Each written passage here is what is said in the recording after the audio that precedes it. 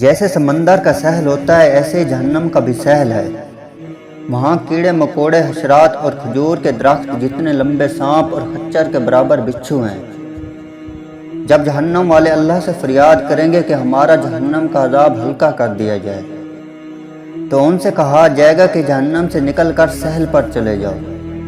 وہ نکل کر وہاں آئیں گے تو وہ کیڑے مکوڑے، حشرات ان کے ہونٹوں، چہروں اور دوسرے اعضاء کو پکڑ لیں گے اور انہیں نوچ کھائیں گے۔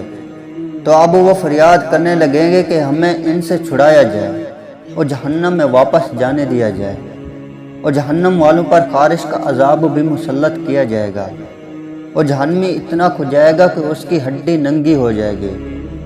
فرشتہ کہے گا کہ اے فلانے، کیا تجھے اس خارش سے تکلیف ہو رہی ہے؟ وہ کہے گا ہاں۔ فرشتہ کہے گا تو جو مسلمانوں کو تکلیف دیا کرتا تھا، یہ اس کے بدلے میں ہے۔